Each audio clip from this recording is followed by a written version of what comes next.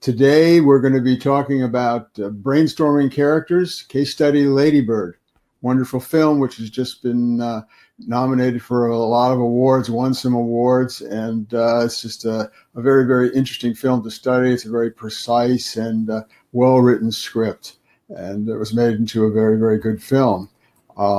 So welcome everybody, and thanks for joining us. I know we have some people who've been to our classes in the past. It's great to have you in the webinar. And I've enjoyed working with you and hope to work with you again in the future. But this is a great thing, and we're going to, in the future, we're going to be doing a little bit of workshopping during these sessions. Today, we're just going to kind of go through, and there's going to be some questions at the end, a Q&A at the end that you'll be able to participate in. So for those who don't know me, I'm Tom Benedek, and I teach screenwriting. I use screenwritingmasterclass.com at the University of Massachusetts at Amherst, and I'm also, I write scripts and try and get them made into movies like the rest of us. Okay, so today we're going to dig into how one thing leads to another character-wise, and how the major and minor qualities of the characters that you shape will build story and cause things to happen, make character drive plot, as we like to say a lot. We're going to show you a little bit of how that might work. And that involves not just the big things about characters, but those character details, because sometimes those details will really be the best ways to spin story. It may not spin the main conflict or the big story, but they'll spin other things which will really have a lot of bearing, and maybe will be like some things that will pivot the main story as well. Okay, we're going to go into, and the sort of the format today is this: what character means in a script. We're going to just talk in general about character. And then this is about brainstorming. It's not just about Lady Bird. It's about how you can brainstorm your script, being inspired by the way Lady Bird has used the material about its characters. So we're going to talk about brainstorming. We're talking about tapping into your creative flow to get some good brainstorming done for your character creation. And I'm going to share with you a sort of a little bit of a system that you can use of brainstorming prompts that I like to use. And that's going to help you work on that to create your characters and build them in your imagination and get them down on the page. And then we're going to look at those prompts that for the brainstorming section, and we're going to filter them through Lady Bird and see how Lady Bird, if you ask those questions of that screenplay, how would they be answered? And then we'll do a little bit of Q&A discussion. You can ask me some things that you want to. Okay, so a great woman once said, character cannot be developed in ease and quiet. Only through experience of trial and suffering can the soul be strengthened, ambition inspired, and success achieved. And this is a close shot of the protagonist, Lady Bird, and she's maybe realizing something, and she's been through a lot. She's just been through an ordeal, and she's coming to terms with something. And so she's earning some character development of her own. Okay, so talking about character more, character develops itself in the stream of life. Things happen, and we learn and we change, and whatever is going on in your script, it ought to have impact your characters in a tangible way. Okay, another good quote: a man's character always takes its hue more or less from the form and color of the things about him or her. So, there's influences, there's DNA, and there's nature and nurture, and just the environment, where you grow up, who you're with, what the things that happen. So there's all these things that you can take and think about, and you can pull on the threads of them and build your character through those things. Okay, action is character. People demonstrate who they are through things they do. And, this is Lady Bird's about, if you've seen the film, Lady Bird's about to throw herself out of the car because she's mad at her mother. And, she walks around for another half the movie with a cast on her arm. And, so that's a little bit of who she is. Okay, so stories are not about anyone.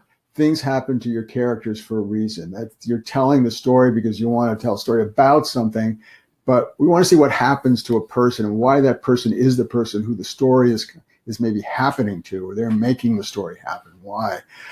So Lady Bird, as a film, it uses all the people around Lady Bird to tell the story. So it's sort of like, we understand why all this is going on because we know these people. We know what the brew is that she's living in. And it's very delineated in a lot of different ways. And those subplots, those people around her, they all have stories. And they're testing and exploring things, and they're maybe changing a little bit. So we're seeing them, and we're seeing them through Lady Bird. So those subplots, what's going on with them, it's just like that they're there, and they're not just a person who did something to her, said something to her, or she, was a little cog in her story. There's always seems to be something full-bodied about each of those people, and you can track a little set of events in their life that's going on, and it really makes us understand who they are, and often it sort of is a commentary. It contributes to what we know and understand about Lady Bird. It's because that it amplifies and those subplots, they amplify and expand and inform our protagonist's story. Okay, so personality and background influence how we all interact with stuff that happens around us. So it's like who we are. Again, it's that nature, that DNA. It's like who we are. And then it's like our family, our friends, where we're growing up, the kind of school we're going to, the kind of people we meet at school, the kind of teachers we have, all those things, what kind of, events might be going on politically that impact our immediate family, or it could be many different things. But those things that are going on, they're always, sometimes it's indirect, but it still will have an influence. Lady Bird, she wasn't Catholic, but she went to Catholic school. So there's something about that situation, what that is to her. It has some kind of impact on her life. Okay, so this generality, again, characters are tested as they encounter obstacles.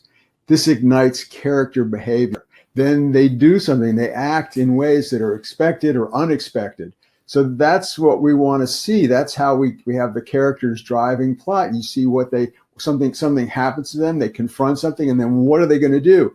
And what will that specific person do based on everything they've done and experienced in their life in that moment? What are they going to do? And everybody acts differently. Some things are black and white. We all, if a car is coming toward us, we all jump out of the way.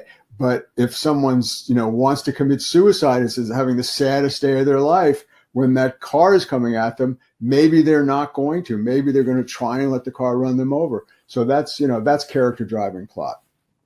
And, if we know who they are, maybe we don't know yet. Maybe we'll find out. Maybe that's at the beginning of the movie that they don't jump out from away from the car that's coming toward them. But, maybe we know it's within the movie and we know what they're feeling and experiencing. So we know why it's happening. It depends how you do it.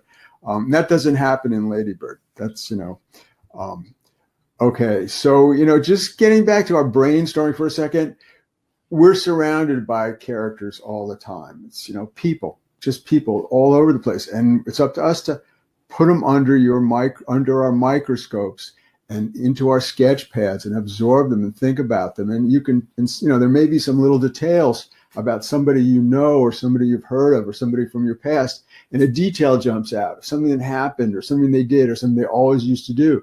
Okay, you're brainstorming, and it comes to mind in terms of what you're trying to work on, or maybe you're just sort of thinking of it extraneously because you don't want to think about what you're trying to work on. Okay, write it down. Maybe you can use it. Take those details and pull on the thread and see if you can spin some story out of it. So you, as the writer, you have to note down these things and describe it and analyze a little bit and think about it and just find these details.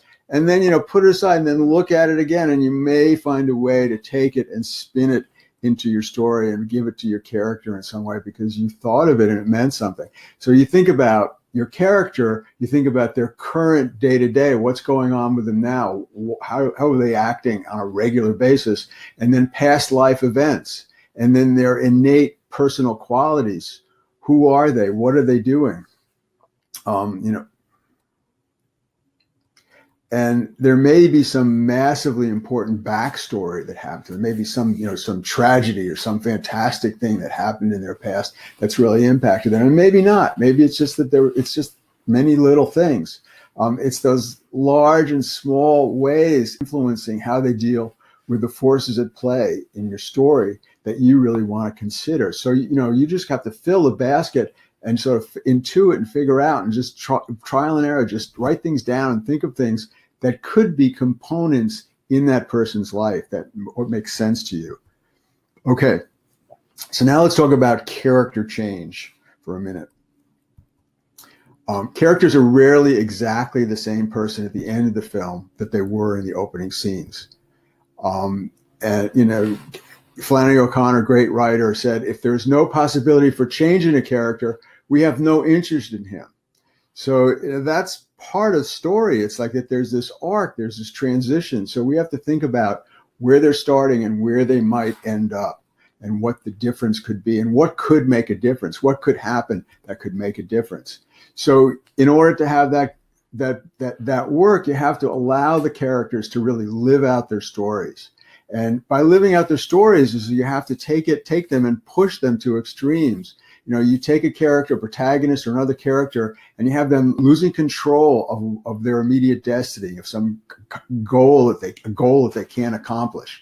And then they work on it, they do something, they take an action, and then they seize control back. They think, oh, now I have a plan, I figured this out. But then something else may happen and it doesn't work.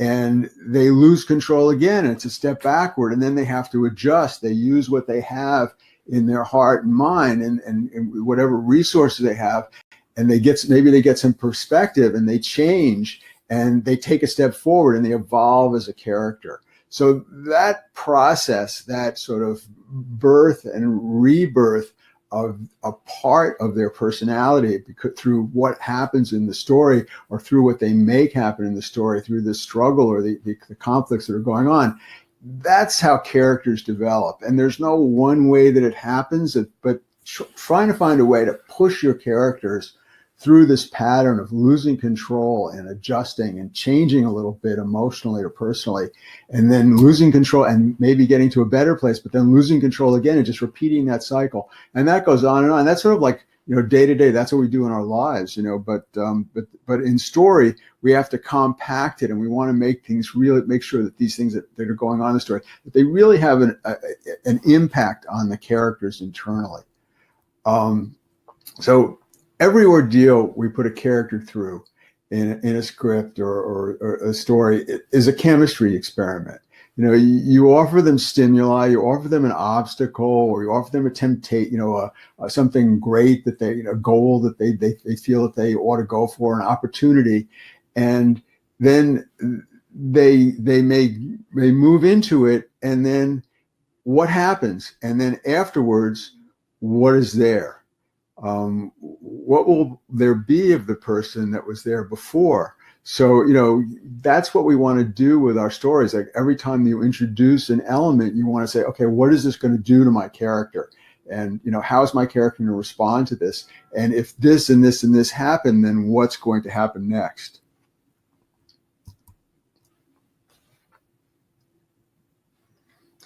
Okay, so where do these changes take place? Well, I'm talking about micro changes throughout, but the big changes you want to see, like you have your third act resolution. At that point, you really, maybe there is some external goal and it's not all character change, but they had something they were trying to do or something they were trying to prevent. It may be not that they're going to be thinking about how they're changing emotionally or going to be gauging that right away, but it's going to be there. There's going to be some kind of emotional change in that third act, in that resolution, and they may not clock it, or it may not really be reflected until there's an aftermath or a denouement. It may be after they've done something that they had to do, which was more of a physical thing, and then there'll be some reflection and there'll be some change. And this also happens with subplots with other characters. There'll be a wrap up. And there may be a resolution in the third act. It may be sooner, it may be at the very end, or maybe in an aftermath. But in those little stories of those other characters, there'll generally be a resolution at some point. And sometimes some things are never answered. Some things are left open in television shows, things left open for years. And we just ponder what some conflict is, and it gets worked through and worked through, and there's no resolution. But in a film, in a script, there's generally resolutions. The big questions are answered because the audience clocks those things as questions. In the beginning, they probably understand what the character ought to be doing, even if they're doing things that are completely different, or what their goals are, and how the problems of the goal of achieving the goals are affecting them personally. And so they're engaged in that. So they want to see what's going to happen. And so those big questions generally are answered, but there are some things which are left unanswered. There's no given. It's what the writer, the artist wants to do. And the big ticket on this stuff is this thing that we can call for today the mirror moment. It's probably a change for the better. I mean, someone can become a villain in their mirror moment. They can become, like, say, I'm going to go for the dark side from now on. But generally, the mirror moment is a time when the character realizes something, comes to grips with something, and someone gives them some input, or something happens, or things happen, and things come together, and they realize something, and there's a conscious uplifting, and then they reflect, and then things settle down at a higher plateau somehow. And so this shot is, we have Lady Bird at the end of the film here, and you can see from the stain on her face that she's been through something, and she's in a moment of reflection. Something's changing for her.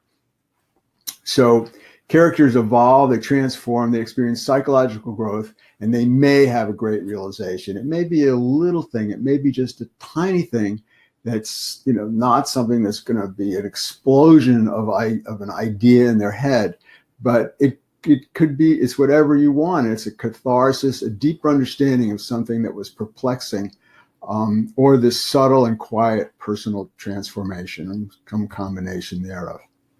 Okay, so now let's talk about this place where we start this, and just think of your characters as living, as we all are, day to day within a given situation.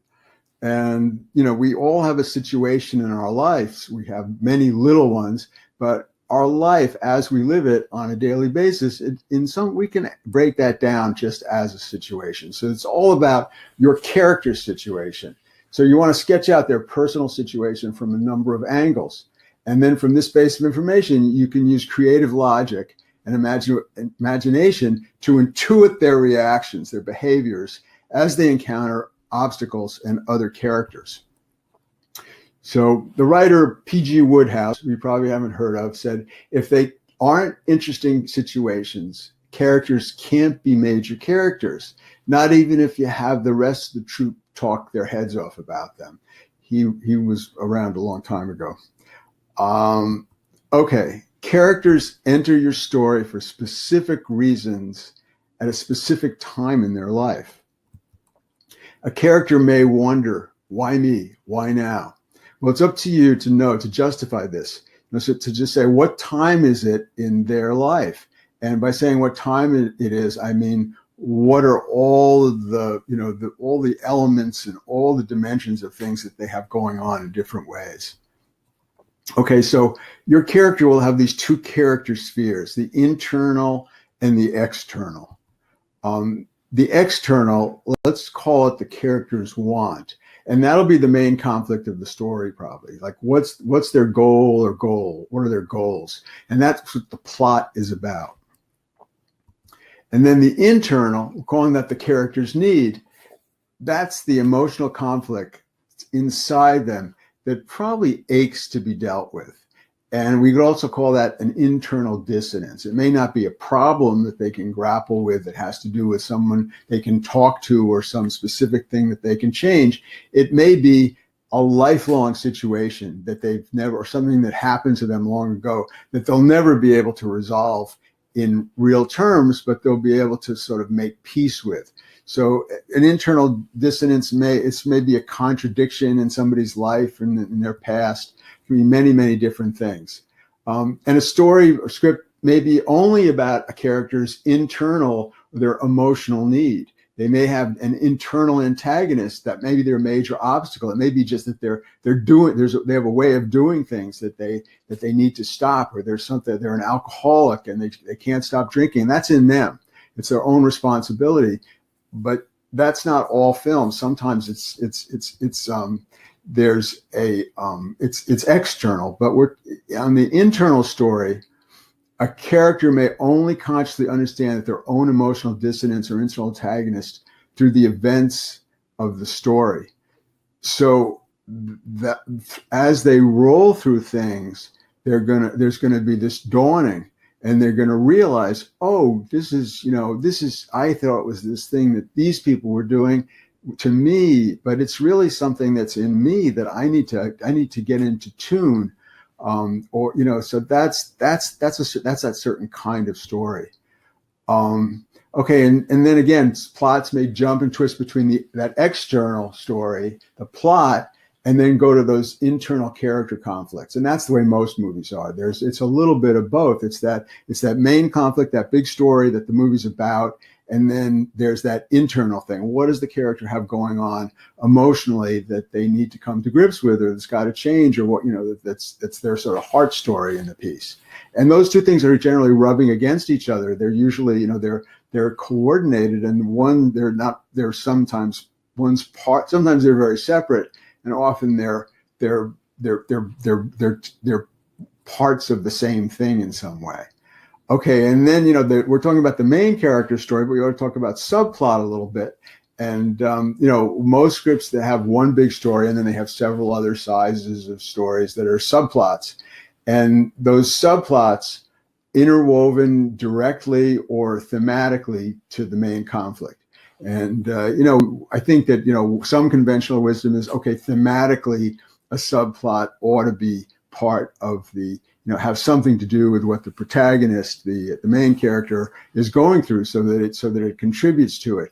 And sometimes it does, and sometimes it doesn't. And sometimes there's people don't even know each other, and their stories can inform each other in a piece where there's where there's a multi-character piece. But in general terms, usually the protagonist knows that all those people who are those other stories, or they meet up at some point, and one story contributes to the other. One story has some relevance to that other story. So when you set up a character's dramatic situation, and we know what what their large or small difficulty or conflict is, the audience expects to find out what's going to happen. And they follow those subplots carefully too.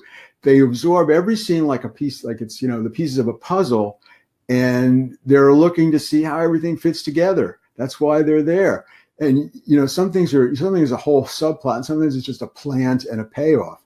The plant and a payoff, something happens in a story, a detail is displayed somehow, and you see it and you notice it, but you don't know what it means. You don't know if it's there for a reason. Hopefully it's there for a reason, and it returns later, and some new light is shed on it, and that makes it a little story about it, perhaps, and some kind of meaning becomes clear, and that's the payoff. And the audiences notice those things. They assume that everything woven into the story for a reason is there for a reason, and that events are going to track. Okay, so now let's talk about this brainstorm thing. So brainstorming, this is an old definition, 1890s, a momentary malfunction of the mind, a cerebral disturbance. And so that's what we want. We want that malfunction. We're, as creators, as artists, what we're doing is we're kind of like, we're going off the beaten path. We're trying to make something different happen. But it's not as serious as, it's a sweet malfunction. That if we have a creative side, that we have to kind of accept it as that. So there's this guy, Alex Osborne, and he was an advertising exec in the 30s, and his employees weren't coming up with creative ideas individually, and he's getting frustrated. So he started hosting these group thinking sessions for creative problem solving. And so he's the guy who brought brainstorming into the mainstream as a concept. So his rules: no criticism of ideas, go for a large quantity of ideas, build on ideas, and encourage wild and exaggerated ideas. And this is not just for groups. One mind is all you need. So, so no criticism means you have to keep going forward, and you can't judge. You judge later, you can pick and choose. But you go for just a lot of stuff. Just try and pour things on. And then when you can't pour things on anymore, then look, but don't judge. But just says cherry pick the things that you can build on, and things that'll encourage you to like maybe go further in the direction of some things. So that's the basis of it. And you have to, for your characters, you have to brainstorm them again from many sides. Okay, so here's a little where you'll be able to download this later. It's on our website at screenwritingmasterclass.com. You can download it from there as well. This is a little chart of brainstorming in all these different areas, and we'll talk about these now. Angle of entry, personal obstacles, internal dissonance, worst fears, the visible physical qualities, visible personal attributes. And we'll go into detail on angle of entry first. Okay, that's again that current life situation. That's that moment when the character enters the story. If they haven't eaten in 3 days, they're hungry. I mean, and that's different from where someone else might be when they're entering the story or they're walking around in the world. Okay, so your character's angle of entry into the story as it opens. Who is most important to them? What kind of relationships, what kind of responsibilities, enemies, love interests, goals, recent trauma. So what's their day-to-day living situation? What's their schedule? What's literally on their mind now 24/7? If you made a pie chart, percentage-wise, what are they thinking about? And what's on their plate? What should they be thinking about? What do they have that they have to be doing in the next period of time? Okay, visible emotional qualities. What does their attitude seem to be? How do they appear to be? They have a unique affect. They have a generic trait that we could recognize, that we've seen in other people, that we understand really well. What kind of emotional balance do they have at this time in their life? Are they really happy with no cares, enthusiastic? Are they generally blue, sad? Are they rageful? They have, they angry? Are they very cynical and untrusting? Are they in a crisis mode? Do they have some kind of post-traumatic stress? Are they adjusting to a drastic life change? Are they really struggling? Well, where is that happening? How? Why is it happening? So just think about that stuff is crucial to understand. And then their obvious physical qualities. What's their age range, their gender, their body type? You see a lot of wear and tear, personal style, a physical attitude that they exude. And then what's their social framework? And this is about their situation, involvements that they have with other people, relationships, situations that they're in with others, which may be contentious or not. Are they married, single, lots of friends, a few friends, no friends, extended family in their lives, in their work life? Are there people, what's their social situation at work? Who is most important to them? What kind of responsibilities do they have to others on a day-to-day basis? Who would show up at their funeral or at the hospital if they were hit by a car? Okay, what's their professional landscape specifically? What's their occupation? What's their status at work? Did they just get promoted? Did they just get demoted? Have they been hoping to get promoted and haven't been promoted? Are they bored? What's the job environment like? Is it great and fun? Are they miserable? And what are their aspirations? What kind of stability do they have in that professional landscape? What are their hopes and dreams? What do they cherish? What do they love most? What do they care about most? What do they wish for? Are they working towards something that they wish for, some goal? And what do they want more than anything else? And what do they believe is the best thing that could happen to them? What's their key to happiness? Or are they happy now? What are their obstacles? What are their personal obstacles, their personal frustrations? Who or what is standing in their way?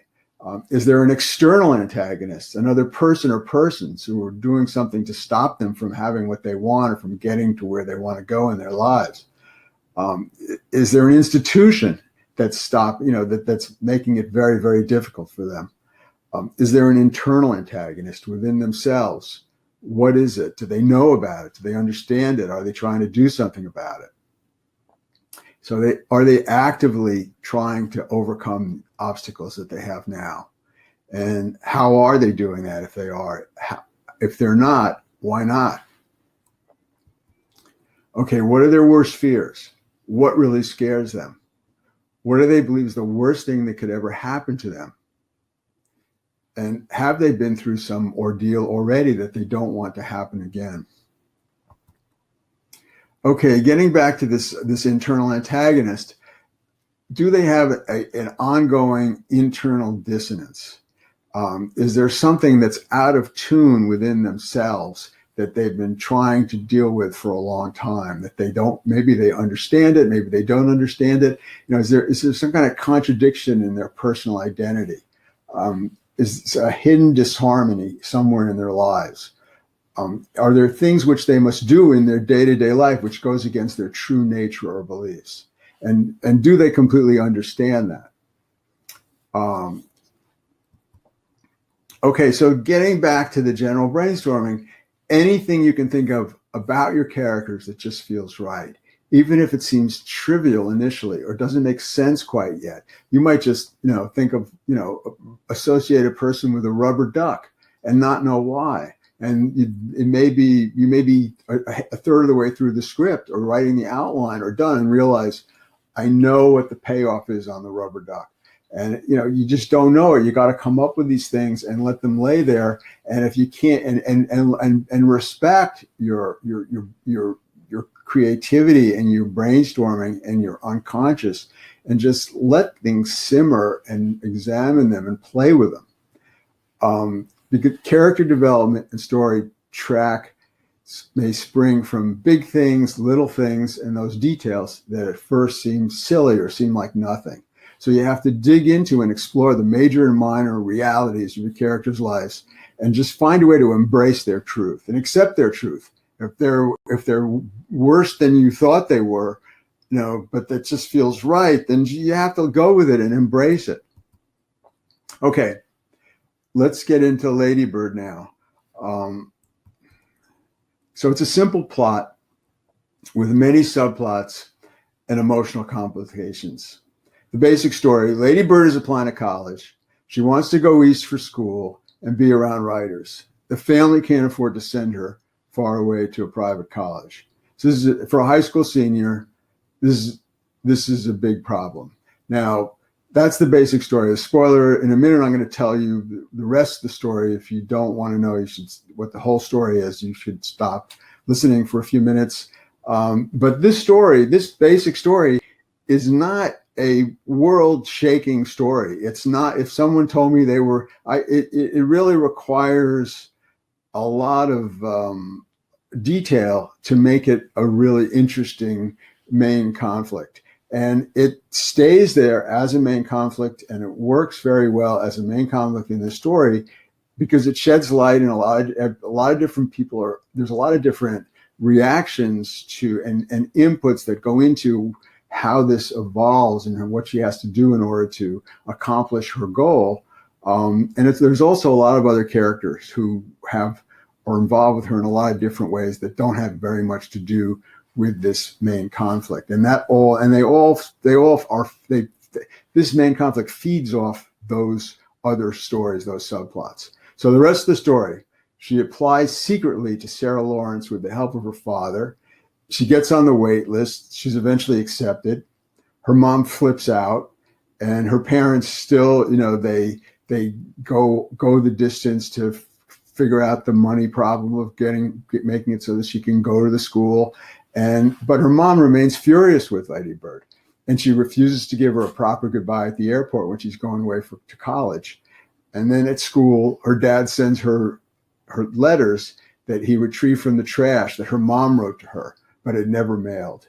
And Lady Bird reads the letters, and she reconnects with her mom, who she had a very difficult relationship with.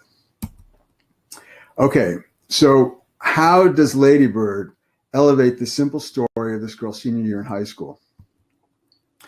It establishes and mines these character situations, and it pulls on threads to spin story tracks using the life issues and the day-to-day struggles of its characters.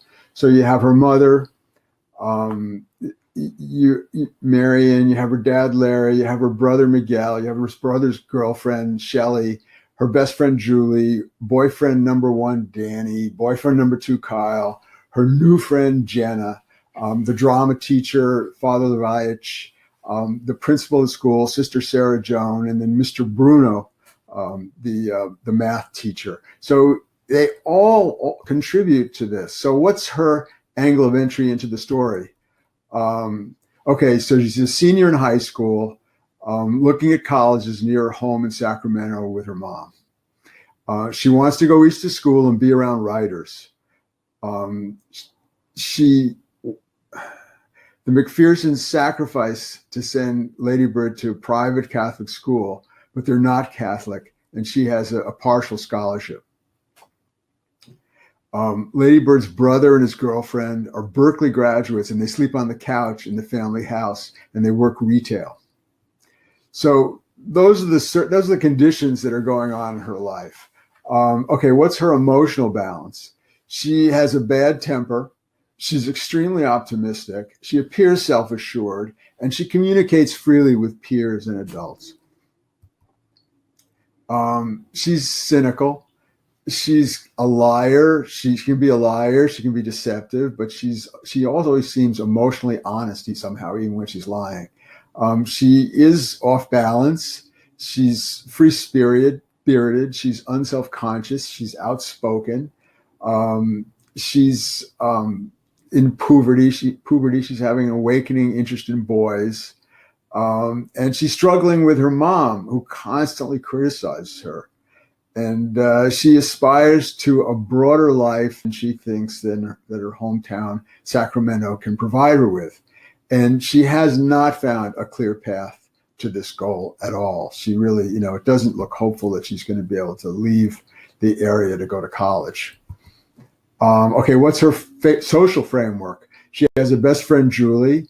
She's close to her mom and fights with her all the time. So there's that duality with her mom where she's very close, and her mom can, does all the things that a young girl would want a mom to do for her. But she also she hovers. She doesn't knock when she comes into a room.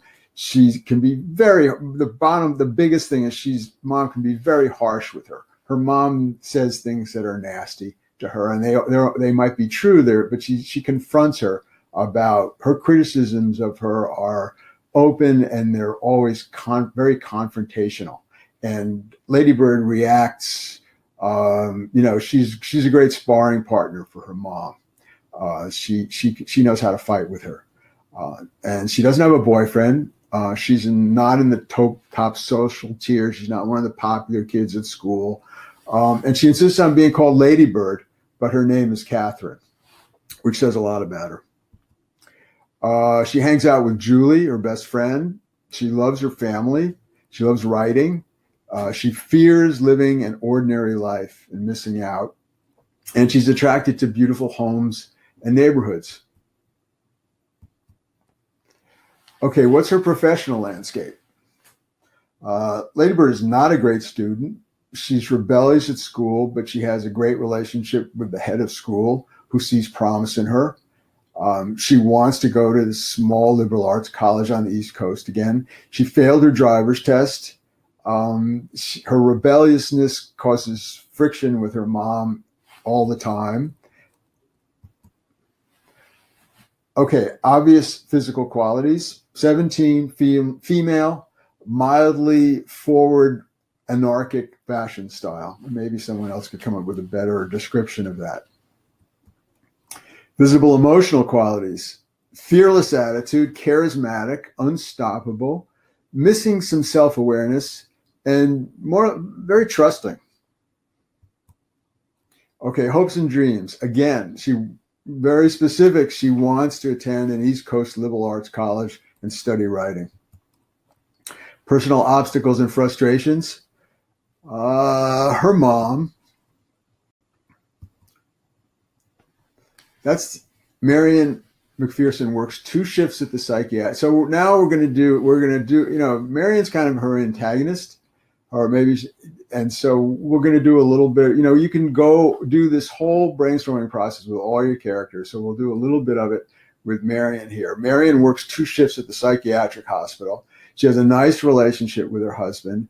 She's great with the people at work. She's a very thoughtful, loving person with fellow employees, and she's beloved by them. She's tough on Lady Bird, sometimes nasty, and she does a lot to help Lady Bird and cares for her dearly at the same time. She loves Sacramento and big fancy houses. She reads the obituaries, and her mom was a mean alcoholic. Subtext of that, her mom was probably did the same thing that she does to Lady Bird. She probably had that done to her, but probably in a much worse way. Lady Bird's external obstacles: money, her grades, and her mom believes an expensive school might be a waste of resources. Her internal antagonist: Lady Bird is not doing everything possible to have the best college application. She's come to terms with the idea that she wants to go to this school, and she doesn't really have the grades, and she hasn't gotten her admissions process going soon enough that she could have an in-person interview. So it's all going to depend on her grades, and this is on her plate. This is, why hasn't she been thinking about this long enough? It's such a big goal for her. Why isn't she more prepared for it? So she's not doing everything that she needs to do to get the things that she wants, and that's hurting her. What are her worst fears? Well, she is fearless in a way, but she does fear missing out and not fulfilling her destiny, being trapped in her hometown, not being in this wider world. And the role model for some of this, her brother went to Berkeley, but he hasn't gotten a good job after college. And he's just working these retail jobs. So Lady Bird aspires to be more and to have more. She feels somehow that she has a destiny that she needs to fulfill. Okay, so what are her main conflicts? What's her external want? What's her external need? Again, Lady Bird's rebelliousness causes great friction with her mother all the time. And that same rebelliousness induces her to follow her dream and secretly apply to Sarah Lawrence. What's her want? She wants to go to school out of state. Okay, so her internal dissonance that's feeding her need, is there a contradiction in her personality? What's the disharmony that she has? She really wants to feel better loved, better respected, well understood by her mom.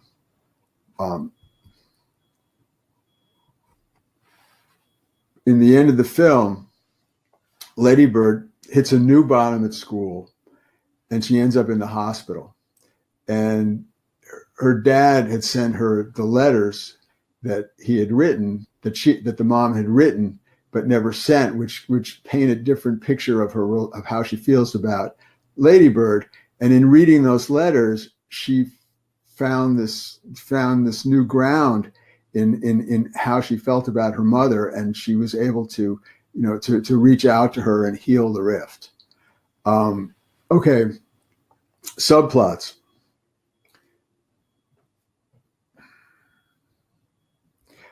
Okay, so other characters' subplots, they intertwine and they amplify Lady Bird's conflicts, and her story.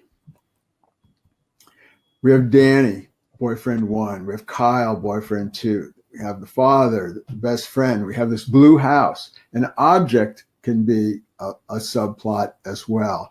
In this case, there's this house that she had admired, that felt that she and her friend used to look at, and it has a whole story in the film. We have Jenna, her new popular friend. We have the brother and brother's girlfriend, Mr. Bruno, the math teacher, and Sister Sarah Joan, the principal. We're talking about those little things that you can brainstorm out and that you can turn into story. Things can be plants and payoffs, or things that can be actually, parts of the story. And, these things in this script, their house has one bathroom. It's the only place for privacy. And sort of like, it's not, the bathroom is not a story, but it's a place that keeps returning one way or another throughout the script. And there's no payoff on it, but it's an element that's there, and it charges the film. It gives something to the film. Lady Bird has a cast on her arm that she broke her arm after she jumped out of her mother's car in the first scene. They literally live across from the railroad tracks across the railroad tracks from the best neighborhood in town. Lady Bird goes to open houses with her mom on Sundays. They share this love of houses.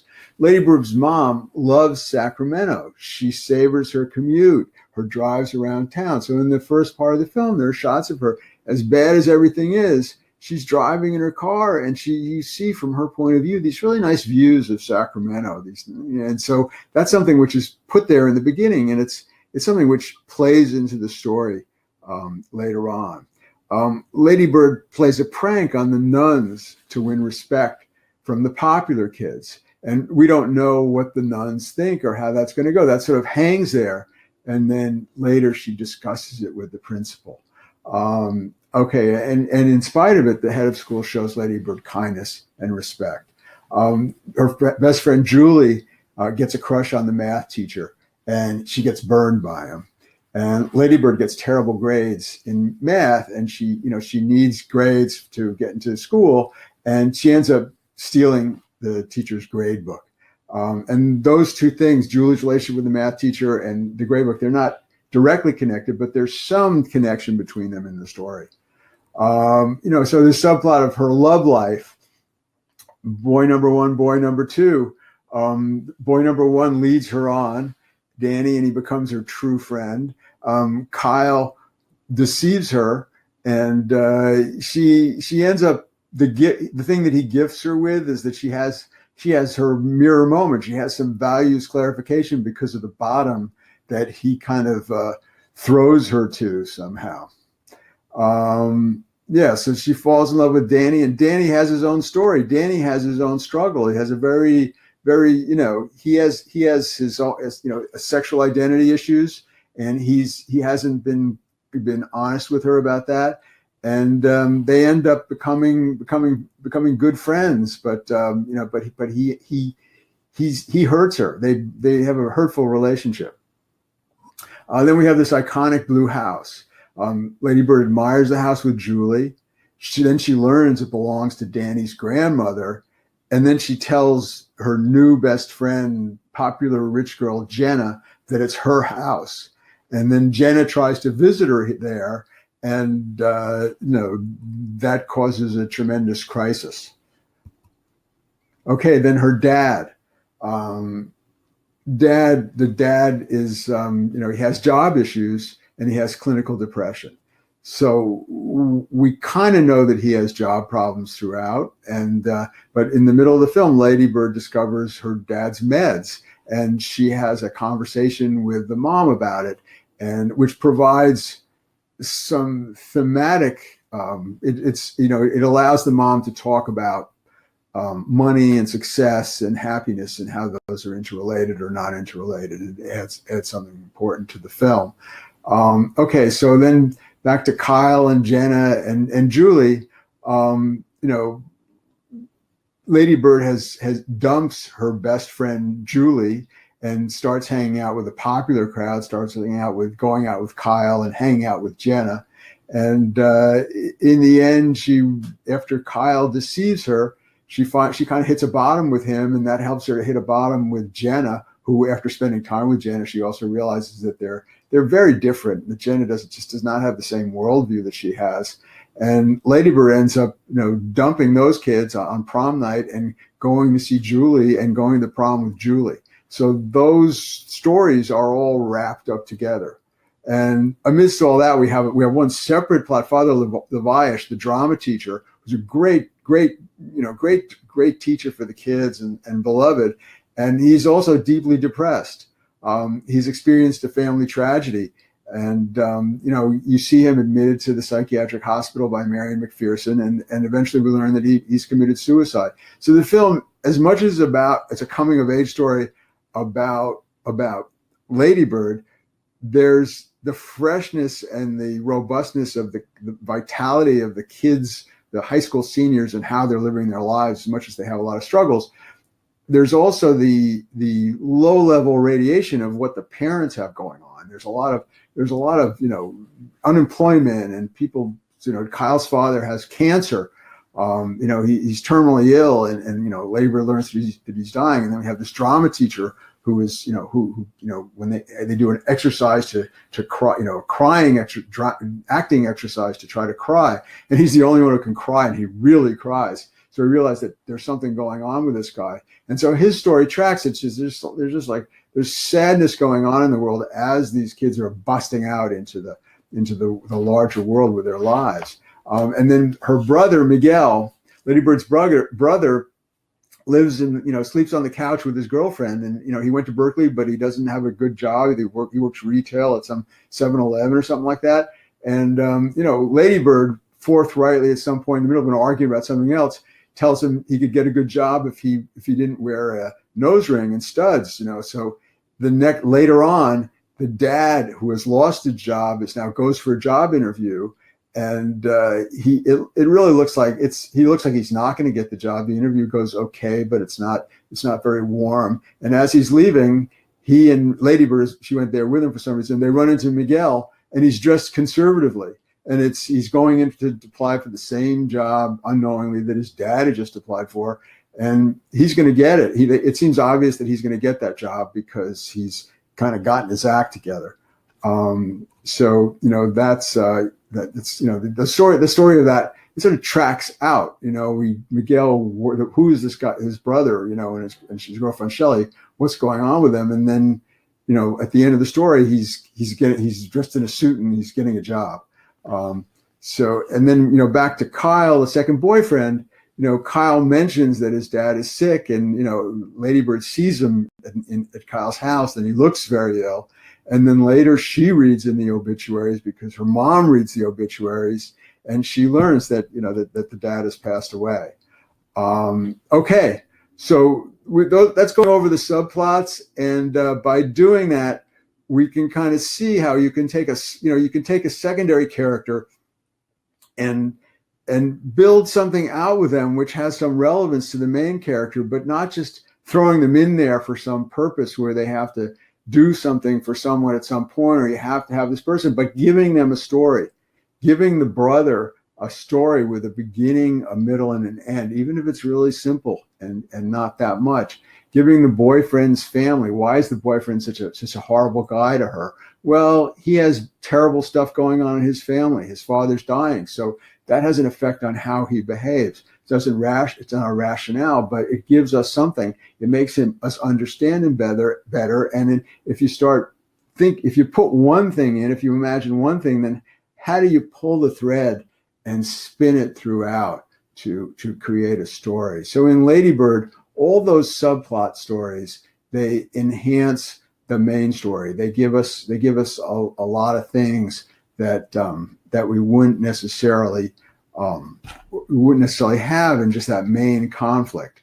And it all builds toward what the main conflict is about: the resolution with the mother, her internal antagonist, her need, is that drive. She goes away to school, she gets to go to school, but somehow she's able to find her way, or we get the idea, we think she's going to now she understands her mother better, and she's going to find her way back to her mother, and there's going to be they're going to reach a higher plateau with their relationship somehow.